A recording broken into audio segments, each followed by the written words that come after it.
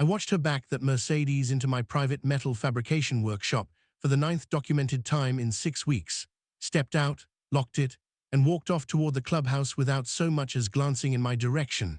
And I want to be honest that by the time I picked up my welding torch 20 minutes later, I'd already called the sheriff's department, already explained exactly what I intended to do, and already been told, in plain terms, that securing a trespassing vehicle on my own private property wasn't something they had any legal basis to stop me from doing.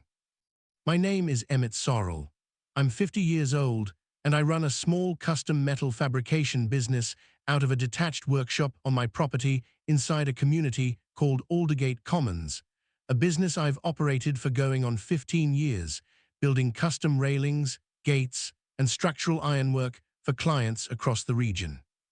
My workshop sits close to the community's shared clubhouse and pool parking area, close enough that its large roll-up door, which I typically kept open during working hours for ventilation and material access, apparently looked, to a woman named Wendy Ashgrove, like a perfectly acceptable overflow parking spot whenever the clubhouse lot filled up during busy weekends. I want to walk through exactly how this situation developed, because I think the escalating pattern matters considerably for understanding both why I eventually did what I did, and why the legal outcome that followed unfolded the way it did. The first time I found Wendy's Mercedes parked inside my open workshop, tucked in beside my own equipment, close enough to a running plasma cutter that I genuinely wasn't sure at first whether she understood she'd parked inside an active industrial workspace rather than some kind of unused shed. I assumed it was a simple, one-time misunderstanding, and left a polite note on her windshield explaining that the space was a private business workshop, not community parking, and asking her not to use it going forward. She parked there again 4 days later. I found her a third time the following week, and by that point I'd started keeping a simple log, dates, times, and photographs, mostly because something about her continued indifference to that first note made me suspect this wasn't going to resolve itself through polite reminders alone. I want to be fair and say that Wendy Ashgrove wasn't simply an anonymous resident abusing an obvious convenience. She served, as I learned partway through this pattern, as a member of the Aldergate Commons Architectural Review Committee, a position that had already brought her into contact with my own property once before, roughly a year earlier, over an entirely unrelated dispute about a storage container I kept beside my workshop for scrap metal, a dispute that had resolved in my favor once I demonstrated full compliance with the community's own storage guidelines, but that had, I suspect, left her with a certain lingering irritation toward me and my business more broadly. By the sixth documented incident, roughly a month into this pattern, I'd stopped leaving polite notes and started approaching her directly whenever I caught her in the act, conversations that, without exception, followed the same basic script. She'd tell me the clubhouse lot was full, that my workshop door being open made it obvious the space was available, and that she genuinely didn't understand why I was making such an issue out of what she consistently described as just a few extra minutes, while she attended pool committee meetings or clubhouse events that regularly ran well past the few extra minutes she claimed. I filed a formal complaint with the HOA board after the 7th incident, a complaint that, given Wendy's own position on the Architectural Review Committee, moved through the community's internal process with a level of slowness I found genuinely frustrating, receiving what amounted to a mild, informal acknowledgement rather than any concrete action. An outcome that left me with the uncomfortable sense that Wendy's own standing within the community's governance structure was making an otherwise straightforward trespassing pattern considerably harder to actually resolve through normal channels.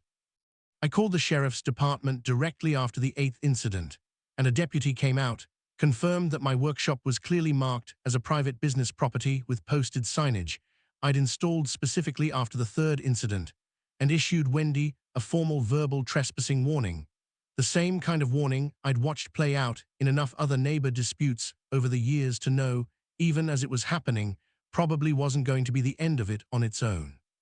It wasn't. The 9th incident happened almost exactly 1 week after that formal warning, on a Saturday afternoon when I was actually present in my own workshop,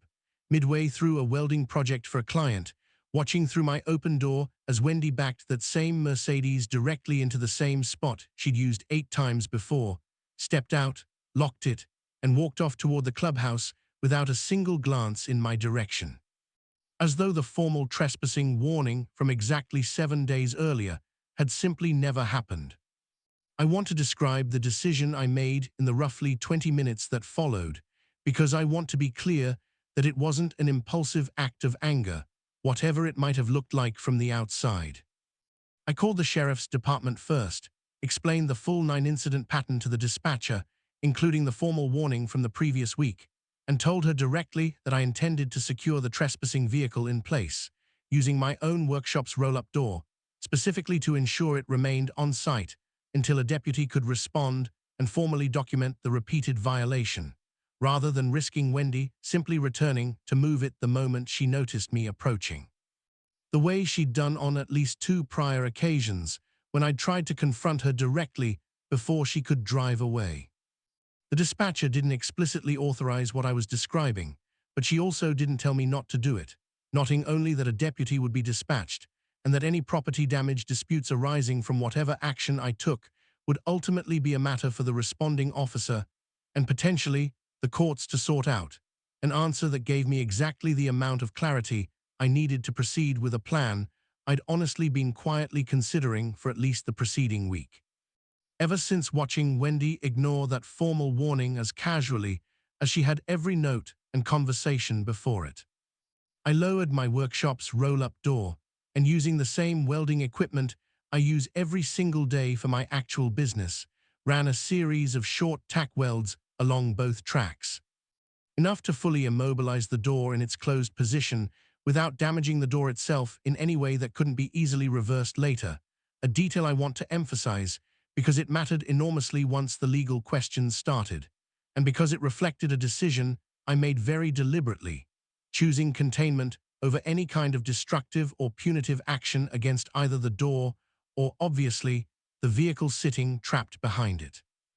Wendy returned about 90 minutes later, and I want to describe her reaction because it stayed with me clearly enough that I could probably recount it almost word for word even now. She found the door closed, tried the manual release, found it wouldn't budge, and within minutes was pounding on the metal panel, demanding to know what had happened to her car, her tone shifting rapidly from confusion to genuine alarm once she realized the door genuinely wasn't opening through any normal means.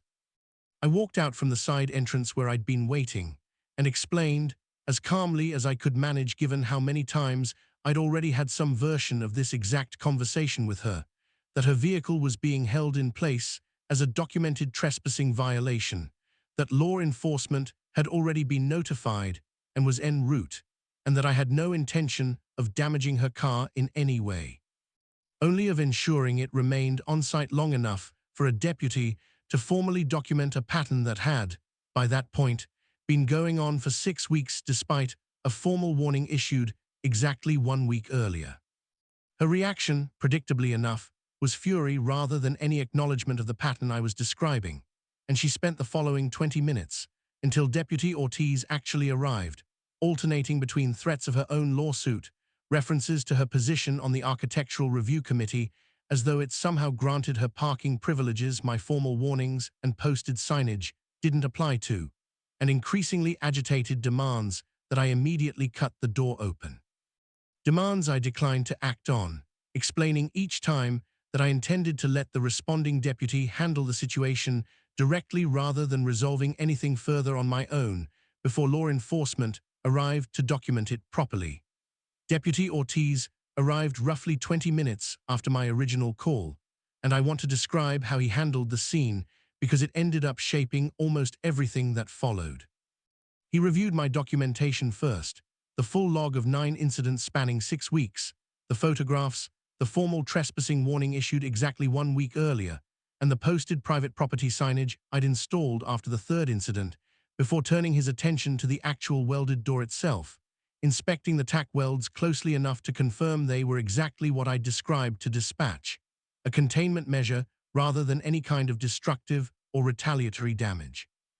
Deputy Ortiz then spoke with Wendy directly, and I could hear enough of that conversation from where I stood to understand that her explanation hadn't shifted much from the same justification she'd been offering for 6 weeks, that the clubhouse lot being full made my open workshop door an obvious, acceptable parking option, an explanation Deputy Ortiz, according to what he told me afterward,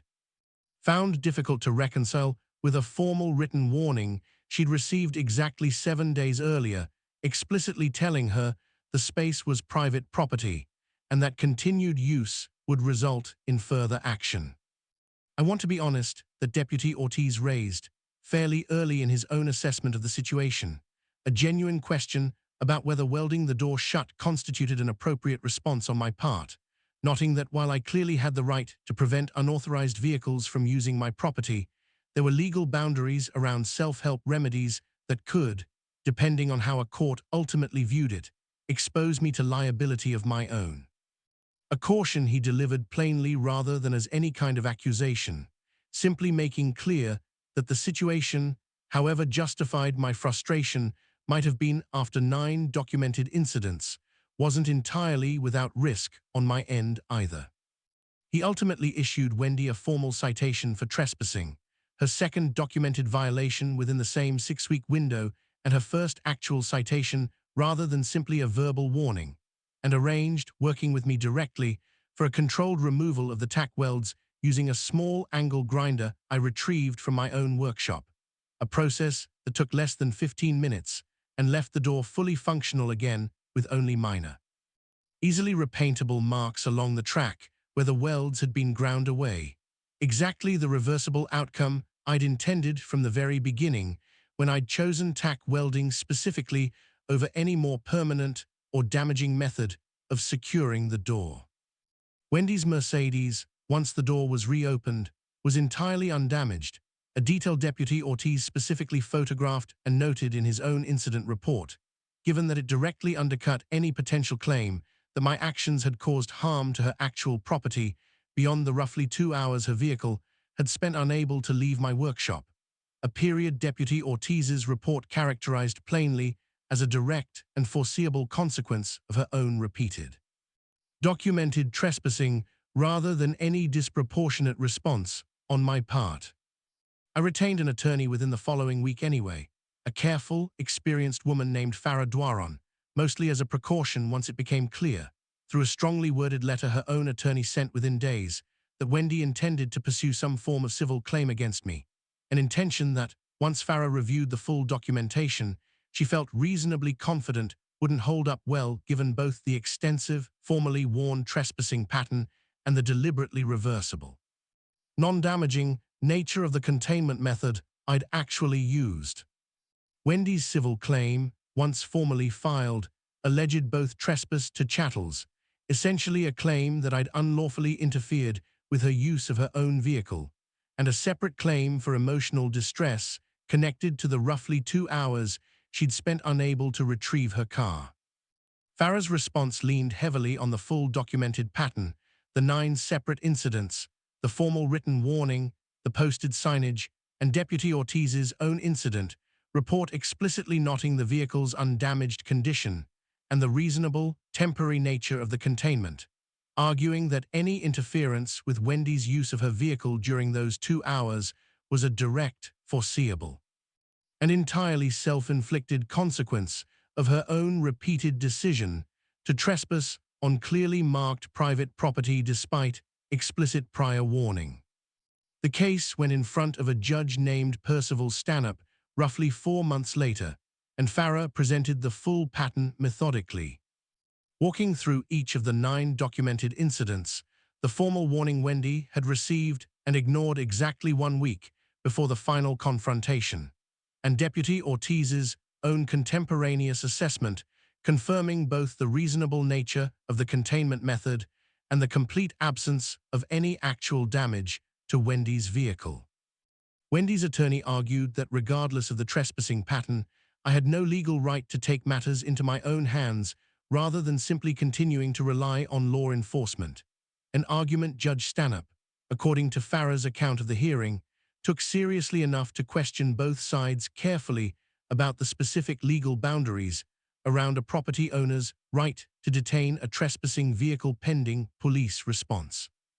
Judge Stanhope ultimately ruled in my favor, finding that while property owners generally can't take unilateral punitive action against trespassers, the specific circumstances here, a documented, repeated trespassing pattern spanning 6 weeks, a formal prior warning, direct coordination with law enforcement before and during the containment itself, and a deliberately reversible, non-damaging method that caused no actual harm to the vehicle, together established a reasonable, proportionate response rather than the kind of excessive self-help remedy that would typically expose a property owner to liability. He dismissed Wendy's claims in their entirety, and in a detail Farah described afterward as a meaningful bonus rather than something we'd specifically pursued, awarded a portion of my legal fees given what he characterized as the claim's weak legal footing once the full documented history was actually considered.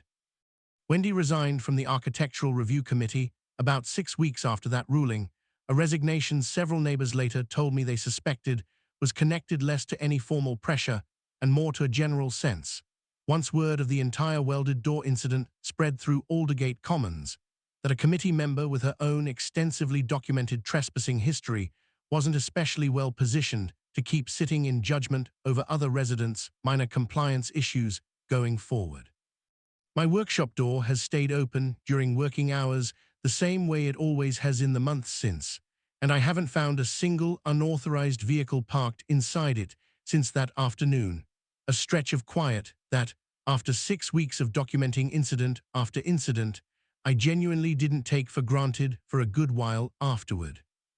I think about that Saturday sometimes, standing at that same workshop door now, remembering the specific decision to call the sheriff's department first, to explain my plan clearly before ever picking up my welding torch, and to choose a method I knew, even in the moment, I could fully reverse without a mark left on anything that wasn't already mine to weld shut in the first place.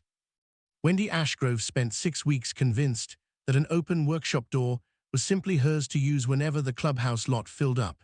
right up until the exact moment 2 hours trapped behind a door she'd been formally warned about exactly 1 week earlier made unmistakably clear just how wrong that assumption had actually been. Thumbnail text, she parked in MY shop I welded her in.